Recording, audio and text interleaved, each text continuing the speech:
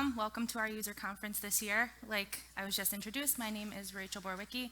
For those of you who don't know, I have been with Sellercloud for about 7 years now. I've been managing the support department for the past 4.5 years. In this presentation, my goal is to cover a variety of different tools that already exist in Sellercloud. A lot of the presentations up until now have been introducing new functionality and upcoming developments. In this presentation, my goal is just to make sure that everyone knows of all of the existing tools that could make your days and your jobs a lot easier. So let's get started. Listed behind me here are the tools that I'm going to be discussing.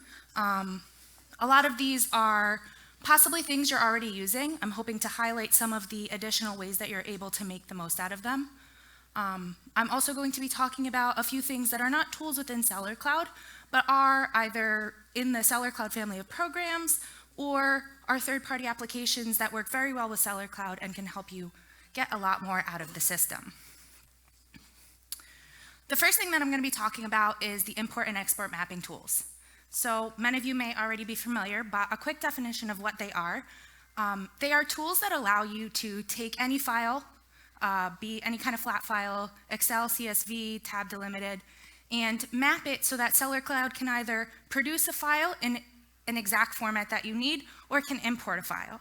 This can be used for things like building different channel integrations, building 3PL vendor repricer integrations. It can also be used to make your own custom reports. If there's certain data that you need to export from the system in a specific format for any reason whatsoever, this tool can be extremely helpful. On the page, on the screen behind me, is 2 examples of the import mapping tool. The one in the back is the inventory. This would be so these are the profile types. Within Sellercloud, you will start with a file. If you're importing something, you'll start with a template file that you're looking to map. On this mapping profile, what you're basically going to be doing is for each field that this mapping profile supports, so the one in the back, like I mentioned, is for an inventory import. The one on the front is for an order import. You'll start with your template file and you'll just map it to which column in the file should import into which field in Sellercloud. Similarly, for the export mapping tool, I have 2 samples here as well. The one is for product export and the other for order export. The other types that we offer here is also for POs. Now, the product export could be used for inventory, it could be used for product data, whatever the case may be. So as you can understand, this would definitely be helpful if you had any sort of integration with any third party where you need to send or receive a file and Sellercloud doesn't accept that file format by default. If any of you have ever tried to export something just using our default formats, you'll also notice they can be a bit cumbersome because they have a lot of different information. So this can be helpful to kind of narrow down just the information that you need to be exporting or importing. The next tool that I'm going to be talking about is scheduled tasks. Now, scheduled tasks and mapping tools can go hand in hand very nicely to build these integrations that I'm referring to. But there's a lot of other things that you can use scheduled tasks for. Personally, I think scheduled tasks are one of the most powerful tools within the Sellercloud system when it comes to creating things for yourself, something that's custom and specific to what you need. The idea of a scheduled task is that you need to answer 4 different questions: what, how, where, and when. So what is it that you want to be importing or exporting? How, as in what format do you want to be importing or exporting it? Where, so to where do you want to pull the file from or send the information to?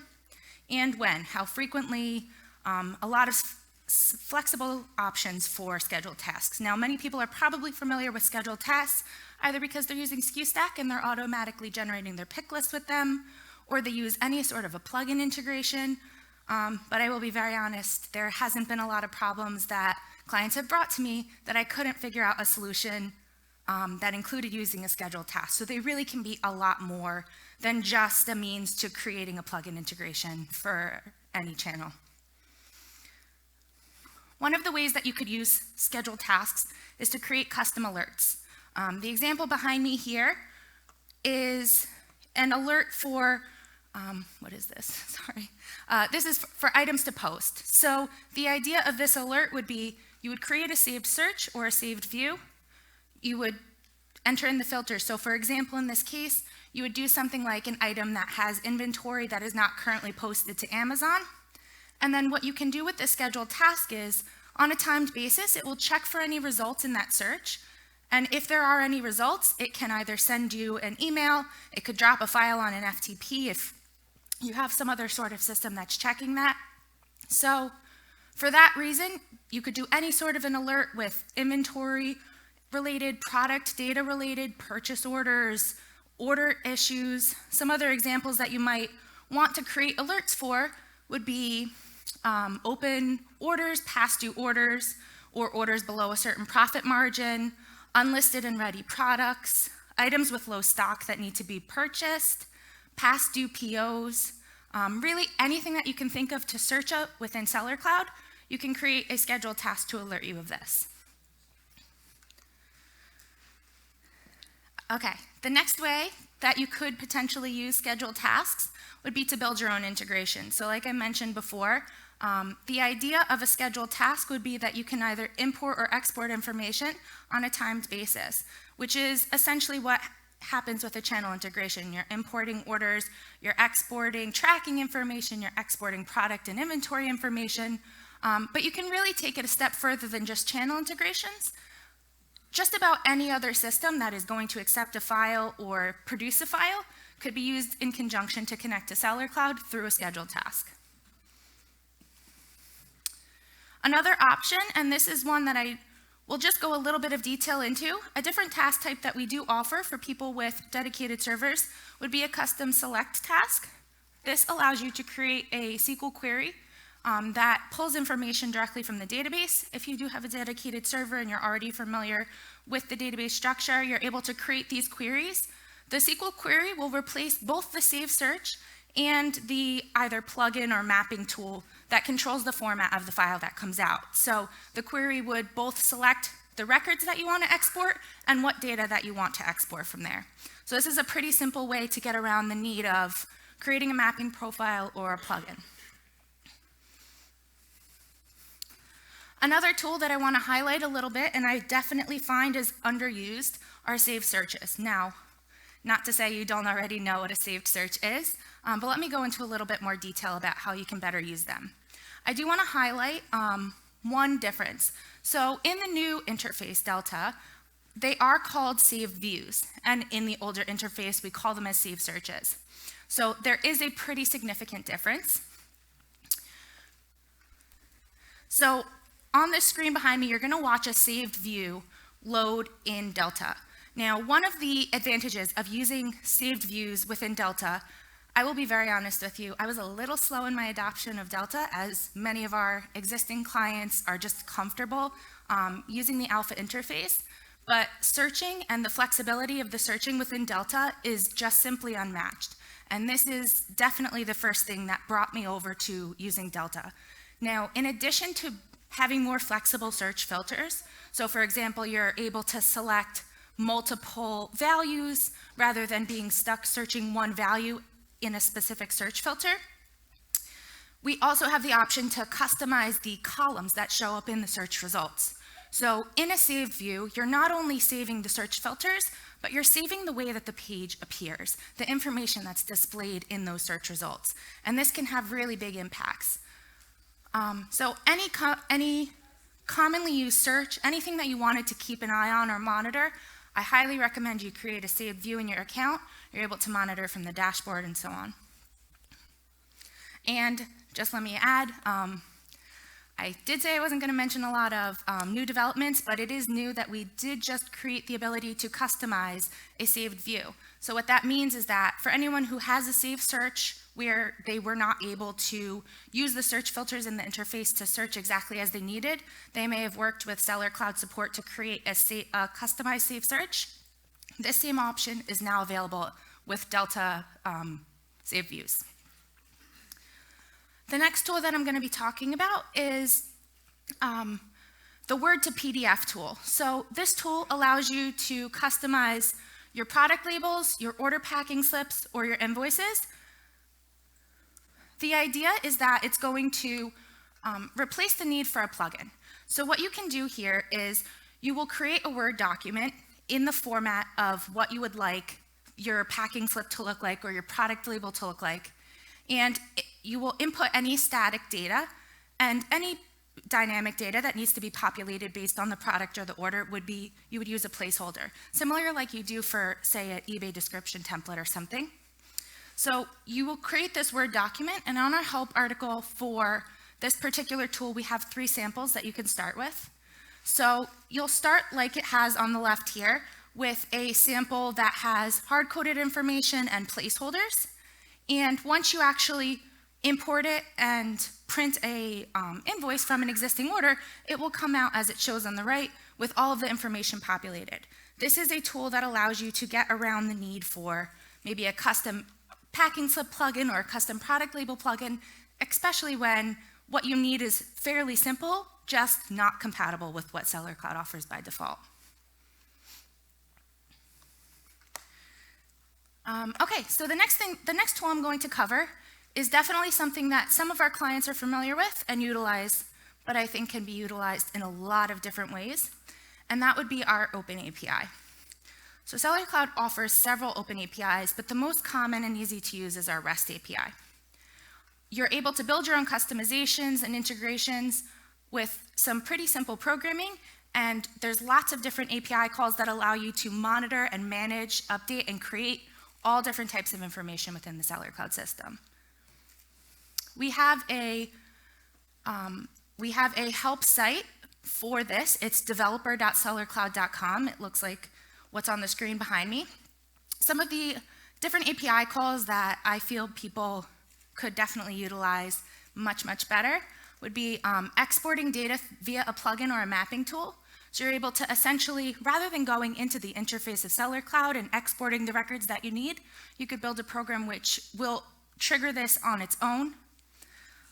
Creating a pick list, again, something that you can do automatically in a scheduled task, but if you needed something to do maybe manually or at a push of a button, maybe you have some other software that you use locally in your warehouse or elsewhere in your office, you could connect it to use these different API calls. You're able to monitor things like checking on the status of a queued job. You're also able to manage your product images and execute scheduled tasks. So all actions that you typically have to interact with the Sellercloud interface in order to accomplish, you're able to use our API to manage and control from outside of the system, be it automatically or just externally. In addition, to test and get a better idea of how these API calls work and which are offered, we do have a site. If you look at our developer wiki, you will see a link to Swagger. You're able to test the different REST API calls here. Really, you're able to execute them manually without the need for a software. So if you were curious about them, I definitely recommend reviewing what's on the wiki. And if you have any developer experience, definitely take a look at this page as well. So of course, many of you are familiar, but Sellercloud prides itself in our ability to be custom and suit your needs, whatever they are. So there will always be plugins available to accomplish anything that you are not able to either accomplish on your own using the API or using one of the manual tools available that I just discussed. In addition to plugins such as imports and exports, post-order plugins, which very similar to what Adele spoke about earlier with the business rules. Some people use post-order plugins already, custom PDFs, which again could be potentially replaced with the Word to PDF tool. We do also offer custom reports. So these would be reports that are available right in the Reports tab. Maybe you need a slight alteration to one of the existing reports or a new report altogether. You will be able to have these created. So I'm going to go through a couple tips and tricks, just a few things that I think, again, are a bit underutilized and I wanted to highlight. There are a few that I'm not going to cover in my next few slides, but I do want to mention verbally. They are specific to the older interface, so a few things that I think can just definitely help to clean up the interface, make it simpler. I know anyone who's ever seen the alpha interface, there's blue links all over the place, lots of options in the toolbox. So we have settings that can control that. We have a few tools, menu options. All of these will be under the settings tab. Menu options allows you to change what appears at the top, all those blue links. The enabled channels, you're able to hide different channels that you don't use so they aren't cluttering up your toolbox. And finally, you're also able to, so you're able to help clean up the settings tab, the toolboxes, and the blue links at the top using these different mentioned tools. Additionally, there is the business rules generator, which, like I mentioned, it could potentially replace a more simple post-order plugin, and Adele went into more detail earlier. So, a few different tips and tricks specific to product management. I'm going to narrow in on 3 different tools here, which again, things that you know, but just ways that you use them can definitely make a big difference. The first one being custom columns. Obviously, many people are familiar with custom columns when it comes to needing them for a certain plugin or just simple information, but I've seen a lot of clients make great use of custom columns when it comes to product data. So we do offer custom columns for purchase orders, for orders, and for products. So if there's ever a field or a piece of information that you need to save, it would be great to create such a column. Just contact our support team and we can create it for you. Another use for the custom columns, though, would be either for creating saved searches and creating searches for certain information that otherwise is not saved within Sellercloud. And there's another way to use custom columns as well in conjunction with product types. So I'm going to first explain what product types are. Many clients do use it, but I am surprised that there aren't more. The idea of a product type is creating an internal category system. So if you work in a field or you sell products that fit within certain categories, you're able to create product types, and one of the advantages of using a product type would be that you can map the channel categories to that product type. So with updating just the product type on the item, the channel categories will auto-populate. So it just saves a little bit more time and keeps all of your products with the correct categories, no guessing or anything like that. And as I mentioned, you are also able to connect certain custom columns to product types. So by enabling a client setting, you're able to enable certain custom columns to a product type. So for example, if you had something like on the screen behind me, if you had boots, and you had certain fields that were specific to the category boots, you could enable them to only show up when the product type is selected as boots, and then you won't have that giant list of custom columns that some people have on every single product that really aren't relevant to that product. The last tool I'm going to talk about product management is the shadow persistent field settings. So again, what you're able to do here is if you use a lot of shadows and you notice that some information shares from the shadow to the parent and other information does not, you're able to control this using the shadow persistent field settings. And this again can be very powerful when it comes to populating information automatically and lessening that time and the mistakes that can be made when you're readying hundreds of products to post. There are a few tips that I will advise specific to Shipbridge.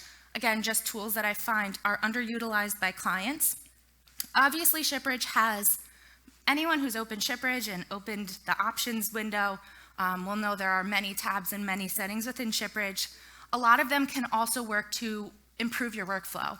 So if, for example, you're using scan and ship, I would definitely take a look at that tab, see what settings can make it work more efficiently for your team. But another thing that you're able to do with Shipbridge is load orders in by a saved search. So there are lots of filters at the top of Shipbridge, but it definitely doesn't match what you find in Sellercloud. So if you find that you need to pull up orders that you're not able to filter for directly in Shipbridge, you can use a saved search from Alpha and use that to load orders into Shipbridge as well. Now, this tool that the video behind me is highlighting is under Customize Interface. What you're able to do is control how Shipbridge looks. So you're able to change what information is visible in the unshipped tab, the shipped tab. You're also able to control which filters appear on the top. All of these can be used to really make Shipbridge work for your team and simplify it dramatically. So I would highly recommend, if you're using Alpha, to use those options that I mentioned earlier, the enable channels and menu options, and as well utilize these options within Shipbridge. It can definitely declutter these interfaces and improve it for your employees. A few other programs that I'm going to talk about now are within the Sellercloud family of programs, but they do work well with Sellercloud itself. So the first one I'm going to talk about is Mamela. By definition, Mamela is a tool to create and manage a team inbox. It allows you to share easily the work between everyone on your team. So the idea of what it is an email will come in and Mamela will distribute it to all of the team members set up to receive these emails. When a team member reads it, if they respond, all the other team members will be able to see this in the thread history, and it will help improve responding to customers and so on. Two ways that you can use it. Obviously, you can manage your customer or any emails with the entire team.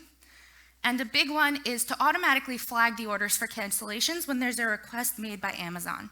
So this is a big problem that I've seen many clients have where Amazon initiates a cancellation of an order, you didn't see that email and update the order in Sellercloud in time, and the order ships out. So what Mamela can do is, in conjunction with Sellercloud, when you receive such an email, Mamela won't cancel the order in Sellercloud, but it'll put the order on hold, which will prevent shipping.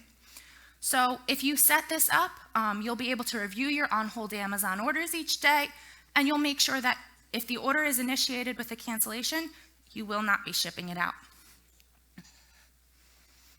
The next tool that I'm going to talk about is Way2Pay.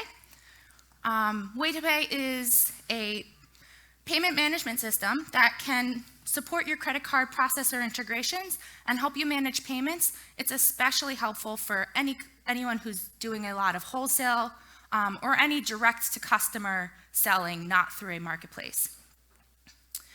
As you can see on the screen behind me, this is an example of what a customer would see when you send them a Way2Pay link. So the way that it works is you can generate a Way2Pay link from the action menu of an order. That can be included automatically on your invoices that you send to the customer. You can email it to them. And once the customer receives this link and they go to that page, they're going to see an overview of their order, including various order details, the order total, and they'll be able to submit a payment right there in the interface. So again, wholesale and local orders, this can be very, very helpful. The next tool I'm going to talk about briefly is not part of the Sellercloud family, but it is a very popular program that we have a very interesting integration with. So this program is Zapier. For anyone who is not familiar, Zapier is a popular third-party program which automates various tasks. Zapier has integrations with many, many, many different softwares. The idea is that they do different if-then situations. If this happens, then do that. So some of the things that Sellercloud can do, some pre-made zaps that we already have available to use. We can create rows in a Google Sheet if you get new inventory or a new order. We can trigger an email to be sent if there are certain updates on your POs. We can trigger an email to be sent when RMAs are received. And for anyone who's using the marketing management software Klaviyo, we can create a subscriber to the email or SMS marketing when a new customer comes into Sellercloud. The next tool, again, not within the Sellercloud system, but Power BI. So Power BI is a Microsoft reporting tool. You can create your own custom reports.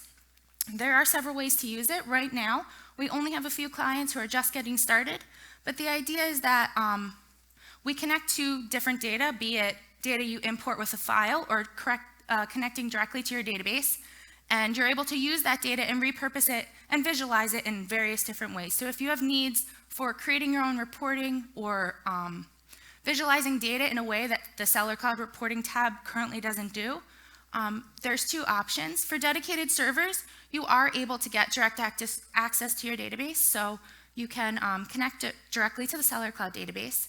But for shared servers, Power BI does offer the option to import data to use in a report, so you could theoretically export it from Sellercloud, and again, that could be another use for the export mapping tool. So, with all of that said, I will be taking questions. So you're asking if there's a way to control for security purposes the different settings? Correct. Share the settings across different.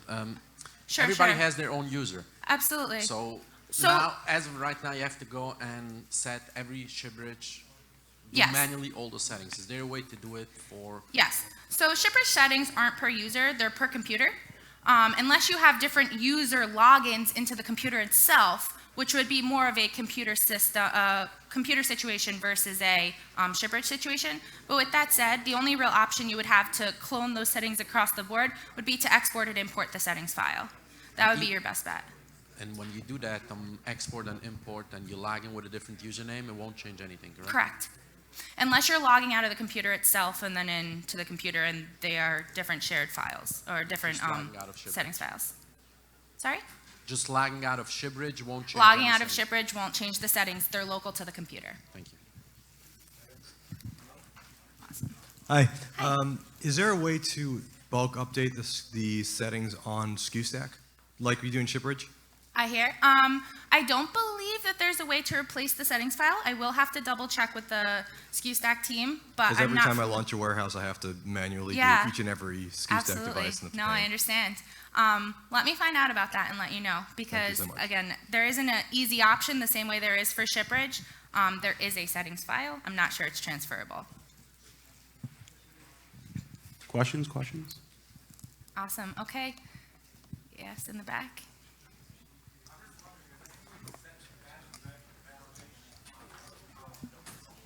Set address validation on a custom column. Data validation on a custom. Well, what kind of data validation? Because with custom columns, we are able to set a data type. So for example, if the data that you wanted entered was, say, a date, you could set the field to be a date time. If it was a number, we could set the field to be an integer, and it would only accept numbers. There's also the option to do a drop-down menu.